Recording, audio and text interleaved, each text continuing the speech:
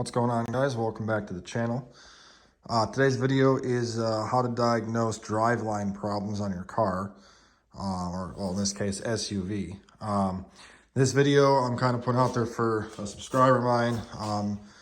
They're having an issue with their edge and asked me if I could kind of make a video about it and stuff. So I'm going to do that, and hopefully it'll help somebody else out too. Hopefully you guys can get some use out of this video.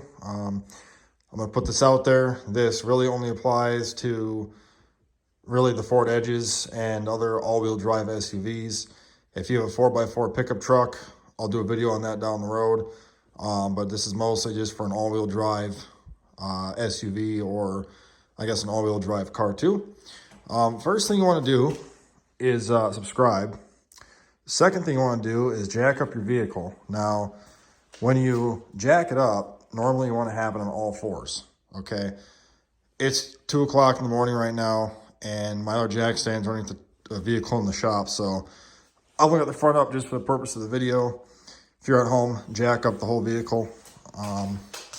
My vehicle is super rusty, so I gotta be very careful where I jack it up on. What I did do to jack it up, okay, this bar right here, very front of the vehicle, I put the jack right here. Just a Harbor Freight Daytona jack it up high enough. Pull my jack stands right in the subframe. Let it down slow. And then what you want to do is come up here and give a real good shake. Really shake the vehicle, make sure it's not going to fall on you. What I do is I just set the jack somewhere else on the frame. I just have it kind of set, so if it does fall off, it'll fall off on this. It shouldn't though. But okay, so first thing you want to do, and it's kind of tight for me to go underneath here, but I'm going to attempt to do the best I can, is you want to crawl. And the easiest thing to check first is your U-joints on your drive shaft, okay? This has, let me get my phone better here. This has a propeller shaft in the front, okay? So it's got a propeller shaft there. It's got a carry bearing there, and it's got an actual U-joint in the back. Now, where this mounts right here, there's an old mount there. If you have the original factory one, you'll have 2 carrier bearings and a 3-piece drive shaft. You've also got a U-joint here. When you check your U-joints, these should have no play, okay? You want to wiggle these up and down and side to side. There should be no play in these at all. If you have any amount of play in your U-joints, they're bad. They also can be bad if the the needle bearings inside here dry out from no grease. This is a non-serviceable U-joint, meaning you cannot grease it. If yours has a grease fitting in there, grease them every time you do a PM on your vehicle for like oil change or something like that, because that'll keep them going. These ones you can't service. Your carrier bearing now is this fella right here, okay? So let me try and turn this phone a little more. It's kind of tight right here, but this will have a little bit of play. There's a metal, like, coupler in there, I guess you could call it, and rubber bushing. If this comes disconnected from the vehicle, if these like mounts break off, it'll bend and it wants to fight itself. The way you check this is the same way. You grab her, and she should be real nice and tight. A little bit of play is fine. It's kind of hard to tell, but I can move it just ever so slightly. Maybe a 1/16 of an inch I can move it, and that's it. And this is a good one. I just replaced this drive shaft a couple of years ago. If you can move this thing a 1/4 inch in any direction, it's bad. If you see where the rubber's coming out everywhere, it's bad. If you're looking at it and you start seeing stuff coming out from there or back over here, like this rubber bushing in there. Sorry, try and get a better view here for you. Okay. The rubber bushing right there is rubber. So right in there is all rubber, okay? That's what isolates all this. This Sorry, let me see if I can get this better. Okay, this piece right here is metal. Inside of here is rubber. If that rubber gets worn out, this will have tons of play in it, and that's what makes them go bad. So you really want to check that and make sure your carrier is good. And you got to check all your U-joints. Ladies, there's one more back there I can't reach, but you check the same way. These should have no play of any kind. This should have almost no play. If you have a 1/16 of an inch, you're fine. But if you got a 1/4 inch or, a lot more than that, it's bad. If that rubber is all broken and cracked and deteriorated, it's going bad. These are non-serviceable from the factory. You can buy aftermarket ones that are serviceable. This one is a dormant one I got off Rock Auto, and it's not serviceable in any way. Okay, now the propeller shaft is basically the exact same thing. When you go to check this, you want to give this a good shake up and down and side to side and all over the place, and there should be no play to it at all. It should be nice and tight. If there's play in it, it's bad. And there's also a seal on it here that's rubber, and if water gets in there, there's grease in there and some ball bearings. So if water got in there and rusted it out, if you're up north like I am, that'll cause issues. So make sure you check that too. Now, your power transfer unit, or PTU, is what this goes into. That's this aluminum guy right here, and it bolts into the side of the transmission. I had to replace mine. Sorry for the cat ring. Okay, so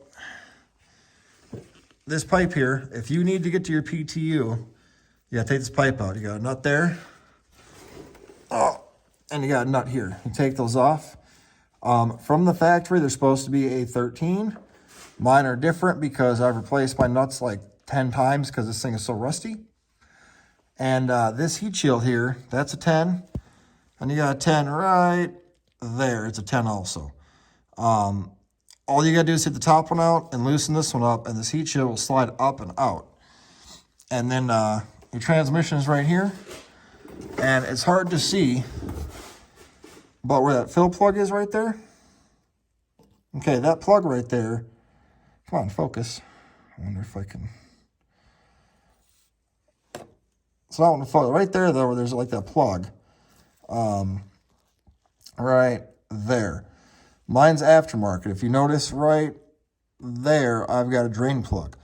If yours is original, you will not have the drain plug, but you will have a plug up here, but it won't be a hex. You will have a 3/8 square drive right there.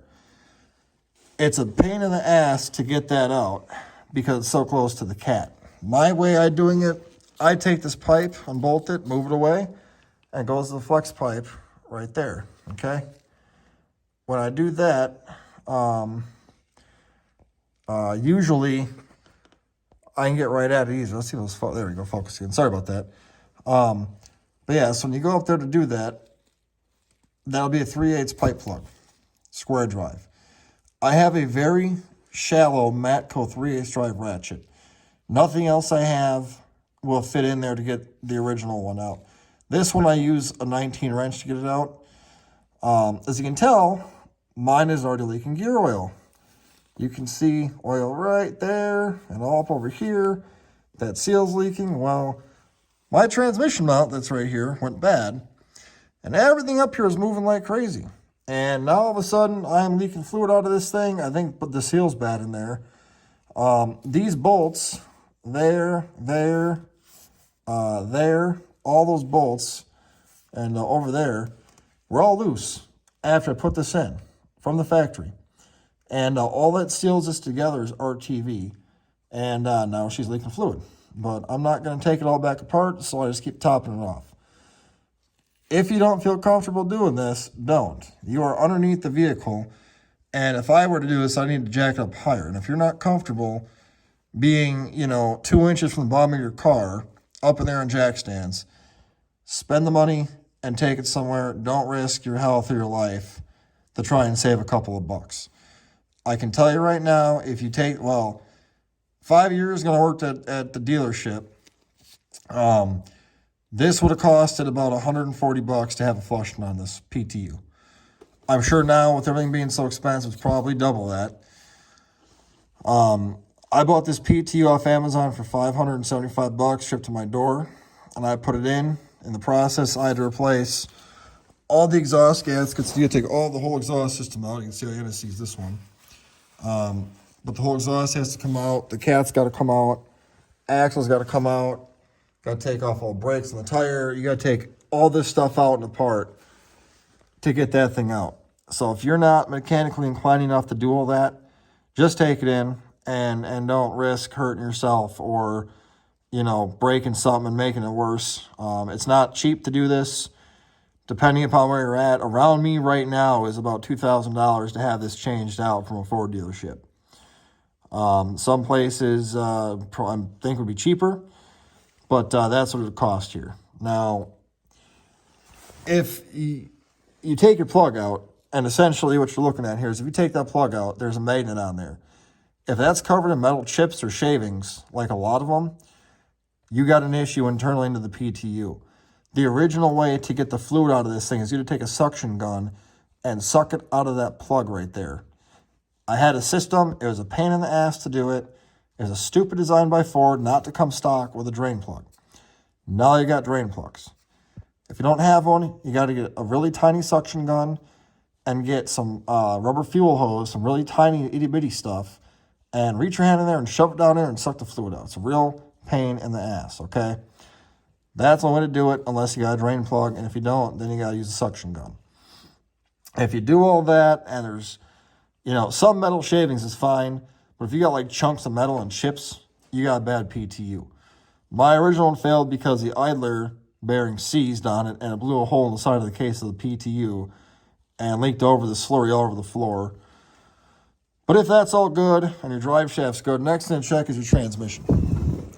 Now, I got plenty of videos on transmission stuff on my Fords. On this, you got a drain plug here, and you got a drain plug there. And I got a video on how to flush this. Look on the channel. I have plenty of Ford videos on my channel. Thankfully, on these years, there's drain plugs and there's an oil dipstick. There's no filter. It's internal. There's a screen inside here. It's internal, okay? If you think you have a transmission issue, like you're driving your vehicle and all of a sudden the thing is either slips really bad coming off the line or slams into gear, or you go to accelerate and like you're putting down the gas pedal really far to the ground and it's barely wanting to go and revving the motor up really high, way to check and see if it's an actual mechanical transmission issue is come to your dipstick, pull it out, and you want to check the condition of the fluid. Okay, this would focus. Well, you see how mine is nice and pink. Okay? Well, mine's nice and pink, okay? That's what you want to see is a nice pink, clean fluid. If yours is black, like this black, you have a mechanical issue inside of your transmission, and most likely it will need to be rebuilt. If you have an issue, like this has an issue every once in a while, if I'm just like at a dealership or something or in a parking lot going very, very, very slow and just driving around and there we go, and just kind of putting around and I go hit the gas, it doesn't want to go. It takes off as if it's got a slipping transmission. It's a weird electrical issue I have not been able to find yet, but if you turn the vehicle off and start it back up, it goes away. So if you have one of these and you're going out to breakfast with the family and all of a sudden you're putting around the parking lot and you go get onto the road and you hit the gas and it's just going wah and winding up and it's not wanting to move very fast, quick pull over, throw it in park, turn the key off, take the key out of the ignition, put the key in, start it back up, put it in drive and go. If that fixes the issue and now you can drive normally, there's some sort of electrical issue in the transmission wiring somewhere or inside the transmission itself. If you do that and it still slips, stop, get out, check the fluid level. If your fluid level is low, that will also cause you to not want to go anywhere. Don't overfill these, don't underfill these. Make sure they're at the right level. Some vehicles you gotta check it idling in park, and some gotta be checked idling in neutral. Always should be warmed to operating temperature. If you have a manual transmission now, which not many people do anymore, I still do, but if you have a horrible grinding noise, for example, when you push the clutch in, most likely it's the throwout bearing that went bad. If you have a bad noise while it's just idling without pushing the clutch in, that can be a pilot bearing in the back of the crankshaft, and it can also be a pressure plate itself that is having the fins scraping on the throwout bearing. So hopefully this helps you guys out. I know it's kind of a long video, and I apologize for not having the best angle to get underneath the car, but I'm 6'2", 240 pounds, and you know, this takes up a lot of space underneath the car. So if you have any questions, let me know in the comments down below. I'll be glad to help anybody out. If there's any videos you want something different on the edge, let me know. If you haven't followed the channel before, there's a video on diagnosing a transmission mount, replacing the transmission mount, doing transmission flush, doing oil change. Now this video, I will be making a video on doing a wheel bearing. This one went bad again for the third time.